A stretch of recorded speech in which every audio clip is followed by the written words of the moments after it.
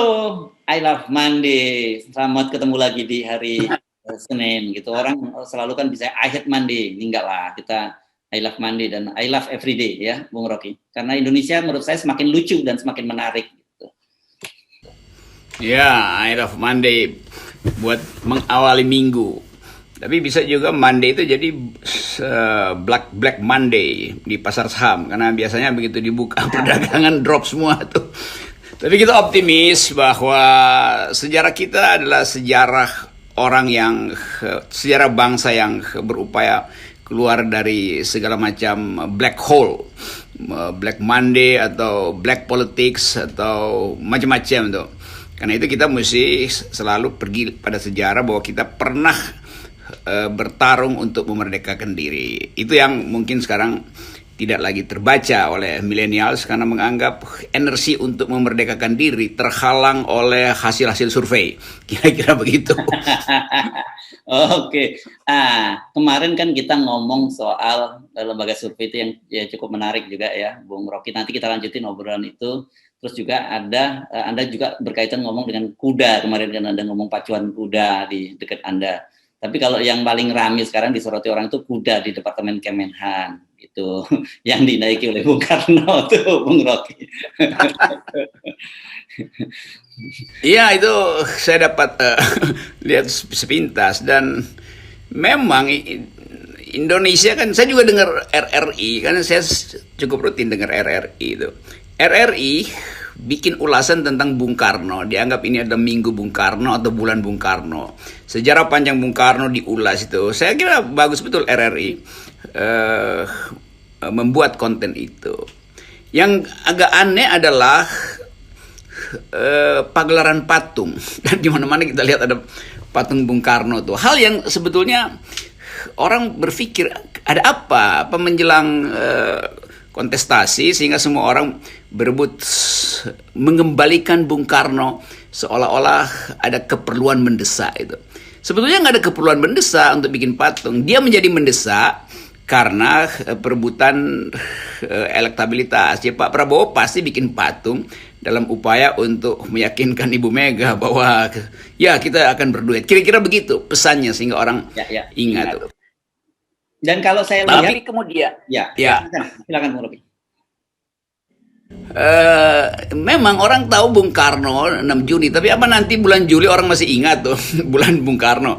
Karena publik nggak punya ingatan yang bagus, kecuali memang ada sesuatu yang melekat pada millennials terutama tentang Bung Karno tuh. Sama seperti dulu di Rusia waktu perestroika itu. Perubahan di tahun 80-an itu kan semua patung Lenin diruntuhkan kan, patung dari ada gejala delenisasi itu. Nah satu waktu kira-kira 2 tahun lalu saya datang ke sebuah kota kecil di Rusia itu di kaki Gunung Elbrus sebelum naik Gunung Elbrus. Terus saya muter kota itu, saya menemukan patung Lenin. Di kota itu, kotanya Minerale Polis macam itu tuh. Lalu saya tanya dengan anak-anak muda di situ, ini patung Lenin Anda? Ya itu Lenin. Apa pikiran Lenin tuh? Nggak ada satupun yang tahu apa isi pikiran Lenin. Saya bilang saya lebih tahu pikiran Lenin. Misalnya Lenin mengatakan bahwa kapitalisme adalah the highest stage of imperialism is the highest stage of capitalism. Lalu mereka bingung apa itu komunisme tuh. Jadi bayangkan itu Lenin ada patungnya, mungkin tinggal sedikit patung karena dulu memang nggak boleh ada patung Lenin. Milenialsnya nggak ngerti siapa Lenin, siapa pikiran Lenin.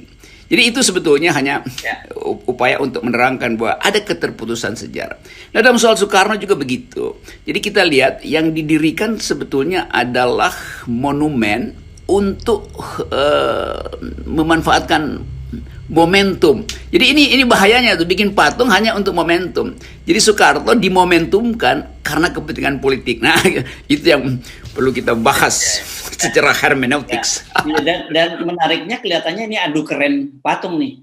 Kalau saya perhatiin Bung Rocky kan Pangkostrat yang sekarang dulu ya waktu dia menjabat sebagai Gubernur Akmil pernah bikin patung setengah badan dari Bung Karno gitu. Dan dia 6 bulan kemudian dia dipromosi menjadi Pangdam Jaya. Sekarang dia kemudian karena ribut-ribut Habib Rizik Sihab, sekarang dia jadi Pangkostrat. Terus kemudian tanggal 20 Mei kemarin Gubernur Lemhanas juga bikin patung Bung Karno dalam kondisi duduk, ada buku dan sebagainya. Oke lah, make sense karena katanya Bung Karno sebagai penggemar buku, dan kemudian kalau Lemhanas itu lembaga pendidikan, jadi dikaitkan supaya menginspirasi lah gitu. Tapi bertanya-tanya kalau urusannya buku, Bung Hatta, proklamator kita juga doyan kutu buku juga gitu ya. Sebenarnya akan lebih menarik saya bayangkan kalau dua patung lah gitu, Bung Karno sama Bung Hatta sedang bercakap-cakap bicara tentang soal buku. Itu kan inspiratif banget kan gitu. Nah, di antara semua itu menurut saya yang paling keren itu patung yang kemarin dibuat oleh Pak Prabowo, naik kuda. Waduh, itu betul-betul gagah sekali tuh Bung Rocky. Iya, kalau Bung Karno baca buku ya orang tahu Bung Karno perpustakaannya tuh berlimpah buku itu. Tapi kalau Bung Karno naik kuda itu mungkin nggak ada peristiwanya. Peristiwa apa Bung Karno naik kuda? Tapi saya mengerti karena Pak Prabowo pecinta kuda, maka dia mesti berikan sensasi itu tuh, bahwa Bung Karno naik kuda. Satu waktu mungkin nanti juga Presiden Jokowi kalau udah lengser nanti dibuatin patung naik kuda. Karena Pak Jokowi kan pernah naik kuda di Hambalang kan, dan mungkin agak terpleset, tapi nggak bisa kan bikin patung Pak Jokowi terpleset naik kuda kan. Jadi kita lihat itu. Benar, saya sepakat Bung Karno diingatkan ulang tuh. Dan kalau mau yang lebih perspektif humanisnya, mungkin ada bagian-bagian Bung Karno yang belum terekspos. Supaya kita perlihatkan juga dong Bung Karno bukan sekedar pinter baca buku atau mungkin juga pinter naik kuda, tapi juga pinter menggoda perempuan loh, wanita, karena dia charming. Dia bisa menggoda Marilyn Monroe. Nah itu kalau dibikin patung kan Bung Karno dan Marilyn Monroe kan itu aspek internasionalnya dapat tuh. Dan orang merasa bahwa oke, Indonesia memang punya kemampuan diplomasi itu. Bahkan Marilyn Monroe sebetulnya dimanfaatkan Bung Karno untuk memberitahu dunia bahwa kami berperspektif internasional dan dalam diplomasi. Saya mau terangkan itu karena itu juga sejarah. Ya, kalau soal Bung Karno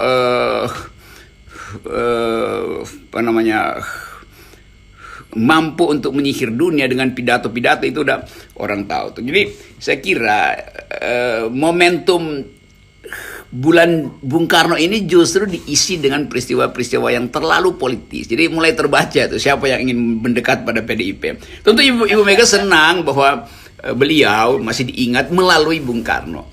Nah, satu waktu nanti kita mesti bikin semacam evaluasi apa sebetulnya yang terjadi pada periode sekarang sehingga semua bergerombol di sekitar PDIP. Padahal survei mengatakan kader-kader PDIP tidak akan dipilih oleh rakyat. Jadi agak ajaib kan. Ada glorifikasi PDIP melalui Bung Karno, padahal survei bilang ya nggak bisa itu. Bahkan Pak Jokowi ditolak, Puan ditolak, Ganjar juga ada masalah. Jadi ini soalnya tuh. Jadi kesimpulan saya, ada monumen yang dipakai untuk menghasilkan momentum itu dan momentumnya itu nggak jauh-jauh tahun 2024 kira-kira gitu ya. Iya, itu cuma demi 2024 tuh. Ntar lagi dibongkar lagi patungnya tuh. Iya, nah itu dia yang bahayanya. Jangan sampai terjadi semacam itu ya, karena itu kan soal bongkar-bongkar patung itu banyak sekali terjadi di negara-negara lain ya. Kita ingat tadi Anda soal Lenin, terus kemudian juga kalau Lenin itu bahkan terjadi setelah di negara-negara Eropa Timur itu banyak terjadi kan semacam itu. Iya. Patung Saddam, Anda ingat juga kan ada Saddam dan sebagainya. Nah ini jadi hati-hati saja. Tapi mudah-mudahan itu tidak terjadi di Indonesia. Nah sekarang Anda tadi bicara soal tahun 2024 ini berkaitan dengan survei. Kita kemarin bicara tentang lembaga survei kaitannya dengan media dengan oligarki. Saya mungkin akan menyadarkan satu fakta yang cukup menarik karena di media sosial juga banyak disoroti. Ini berkaitan dengan isu 3 periode, Bung Rocky. Disebutkan ada 2 berita nih. Yang satu di Detik misalnya. Di Detik itu disebutkan bahwa 25,3% publik setuju Jokowi 3 periode, gitu kan. Nah, Tetapi ternyata kemudian kalau saya baca Kompas, beritanya angle-nya berbeda. Dia nulisnya 53,7% pemilih tidak setuju Jokowi 3 periode. Nah, ini saya ingin ngajak Anda bicara soal satu angle, kedua media framing, dan yang ketiga agenda setting tuh, Bung Rocky. Iya, itu ada agenda set. Kalau agenda setting kan kita melihat siapa yang nge-set itu, dan apakah redaksi Detik itu juga udah jadi humas istana atau Kompas sudah berbalik arah untuk beroposisi gitu kan. Jadi kita hanya bisa menduga bahwa isu 3 periode ini masih tetap sebagai jualan politik. Nah, tentu Detik, kan kita tahu Detik afiliasi dengan istana lebih agak kuat itu. Mungkin sekali baik Kompas maupun Detik mau kasih sinyal pada lembaga survei untuk berpikir ulang itu. Detik mungkin bilang ya 25% atau 20%, tapi masih ada potensi, masih bisa dinaikkan itu. Itu versi optimisnya tuh. 25% masih ada tuh. Tapi Kompas ambil versi pesimis tuh. Karena udah 57%. Jadi kalau saya bikin headline, mestinya Kompas bilang, sudah 57% loh yang menolak. Kira-kira begitu pesannya kan? Oke, sebentar Bung Rocky. Angkanya ternyata kalau ditulis Kompas 52,7%. Oh, 52,7%. Okay. Ya, Detik tadi 25,3%. Ya. Oke, jadi Kompas mau bilang, sudah 52%, udah di atas separuh loh yang menolak, masih mau diterusin. Kira-kira begitu pesannya. Nah, kalau Detik bilang, lumayan loh, masih ada 25,sekian% loh, naikin lagi dong lewat survei atau pencitraan. Jadi betul, ini juga sebetulnya Kompas maupun Detik itu lagi bikin patung juga tuh. Patung tentang elektabilitas. Nanti lihat momentumnya tuh. Tapi sekali lagi, pers akhirnya masuk di dalam upaya untuk menjelaskan keadaan. Itu bagian positif. Jadi orang bisa pilih mau 52% atau 25%. Dua-duanya tidak lagi penting karena kita diintai terus oleh COVID yang belum selesai, utang luar negeri segala macam. Nah bahayanya ini media setting itu seolah-olah tidak memasukkan variabel kegagalan ekonomi, kegagalan demokrasi, kegagalan utang, kegagalan lingkungan. Kan semuanya itu mesti diterangkan tuh. Jadi misalnya kalau Detik sebut 25%, dia mesti terangkan kenapa cuma 25% ya. Lalu redaksinya bikin opini itu. Op-ed misalnya, bahwa oh ya karena mungkin publik menganggap ada beban besar di belakang Presiden Jokowi yang menyebabkan dia turun. Apa bebannya? Ya diterangin aja kan, mulai kebohongan lah, pencitraan palsu segala macam gitu dong. Demikian juga Kompas mesti terangin mengapa rakyat tidak lagi memilih 3 periode. Itu baru namanya perimbangan analisis itu. Jadi jangan sekedar sebutin angkanya. Ya. Nah, tapi dari survei tadi, kemudian dari patung mematung tadi, kita menunjukkan bahwa dua isu besar ini sekarang sedang berlomba gitu. Karena kalau menggunakan pacu, jadi pacuan kudanya itu antara 3 periode dengan pilpres dengan pemilihan presiden tetap normal pada tahun 2024 ya, Bung Rocky. Iya. Saya anggap bahwa isu 3 periode akhirnya akan hilang karena kan 3 periode tadinya mengandalkan elektabilitas Presiden Jokowi itu masih kuat satu. Lalu yang kedua, partai-partai pendukungnya itu masih solid gitu.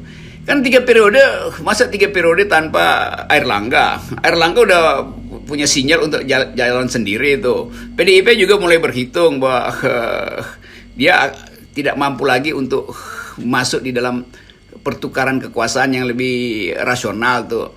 Kan mungkin juga menganggap bahwa Pak Prabowo sebetulnya membuatkan patung Pak Bung Karno buat Ibu Mega sebagai tanda terima kasih sementara atau sebagai tanda perpisahan. Kan nanti politik bisa berubah nanti. Pak Prabowo bilang kan saya udah buatin patung terima kasih Bu Mega tapi saya nggak akan lewat PDIP untuk nyapres. Itu semuanya bagian yang masih bisa kita hitung sebagai kemungkinan yang sangat masuk akal di waktu dekat itu. Nah, Itu kan satu hal ya, Bung Rocky, soal keinginan dari partai-partai politik untuk mengajukan calon sendiri-sendiri gitu. Tapi kan kita selalu menyebut ada kepentingan di luar itu yang selama ini terbukti mendominasi dunia politik kita, yakni kepentingan para cukong yang kita sebut oligarki. Kalau saya lihat kalkulasi politiknya sebenarnya buat mereka ini jauh lebih menguntungkan kalau Pak Jokowi tetap lanjut lagi, karena 2 periode ini kan bagi mereka sudah terbukti favorable buat mereka situasinya gitu, dibandingkan kalau memilih calon lagi yang kita nggak tahu seperti apa nanti. Pasti dari segi oligarki 3 periode, 4 periode, yang penting akumulasinya jangan dulu dihentikan oleh kandidat yang lain, apalagi presiden baru yang akan berseberangan dengan segala macam proposal ekonomi oligarki itu. Nah, orang seperti Pak Prabowo juga melihat poin itu tuh. Jadi Pak Prabowo sebetulnya berhitung apakah oligarki nanti masih bisa menguasai perekonomian Indonesia kalau dia bersama PDIP ya, Gerindra bersama PDIP. Sehingga Gerindra juga menganggap bahwa dia bisa sendiri juga. Dan kalau Gerindra menyatakan diri mampu sendiri, tentu oligarki banyak juga yang melirik tuh. Jadi ini cuma soal 1-2 poin di atas meja, tukar tambahnya selesai tuh. Jadi politik kita tidak ditentukan oleh visi ideologi, tidak ditentukan oleh ada tidaknya kader, tapi 2-3 menit di dalam transaksi dengan oligarki itu masih terjadi. Karena itu saya anggap bahwa setiap perubahan yang normal itu oligarki pasti untung. Oligarki hanya bisa dihentikan kalau perubahannya tidak normal itu. Artinya di luar agenda elektoral.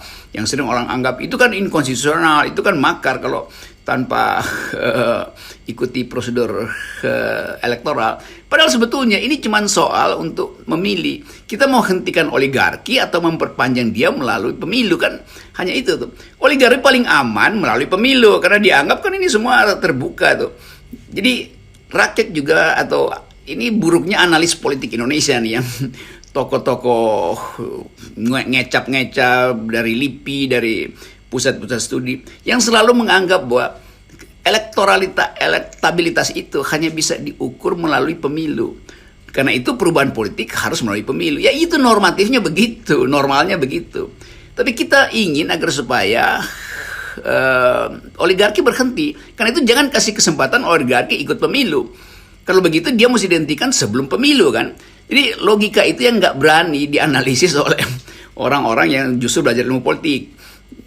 Sehingga terlihat bahwa para analis politik itu sebetulnya jauh di bawah standar. Sehingga emak-emak seringkali ketawa, ini analis kok pinteran gue. Kalau kita baca WA emak-emak, itu analisisnya melampaui semua analis hebat yang datang dari universitas atau lembaga-lembaga riset. Ya. Oke. Tapi kembali ke tadi soal antara pacuan antara 3 periode dengan yang normal tahun 2024, sementara ini arah anginnya kelihatannya lebih dimenangkan yang 2024 ya, karena buat mereka sendiri kan terbuka peluang baru. Saya misalnya membayangkan begini, Pak Prabowo berkalkulasi paling kalau tahun 23 periode ya saya ditawari jadi wakil, paling kan begitu kira-kira ya. Tapi kalau dengan PDIP 2024 peluang saya untuk jadi presiden itu jauh lebih besar. Kira-kira kan begitu kondisi hari ini ya. Ya, kondisi hari ini begitu. Ya. Sebab kalau 3 periode Jokowi itu, Pak Prabowo udah nanti bikin patung siapa lagi tuh kalau 3 periode. Gak susah. Jadi saya tangkap itu bahwa bagi partai politik, jadi kita bikin skenario aja. 3 periode itu udah tidak mungkin. Oleh karena itu balik pada yang normal, elektoral. Itu adalah pikiran partai politik. Karena memang nggak mungkin partai politik lakukan sebelum 2024 itu. Nah, dalam skenario 2024, beberapa partai politik tentu memanfaatkan threshold dengan menyingkirkan orang lain tuh, supaya nanti seolah-olah cuma ada 2 partai yang bersaing dengan 2 kandidat. Itu juga buruk, tapi oke lah itu yang konstitusional. Sekarang yang non elektoral semacam itu politik emak-emak, politik BEM, politik LSM. Jadi sekarang bersaing nih. Yang formal itu nunggu 2024, yang rakyat itu menganggap ya sama juga 2024 itu juga akan lebih membebani rakyat. Jadi mestinya analis dan tokoh-tokoh publik ini mulai mengupayakan berpikir juga kalau tidak terjadi di 2024. Kita mesti berani berpikir begitu karena keadaan tidak normal. Jadi sebetulnya itu yang dikhawatirkan orang, dan sangat mungkin juga kekhawatiran itu memang nggak ada dasarnya karena semua ingin cari selamat melalui fasilitas threshold.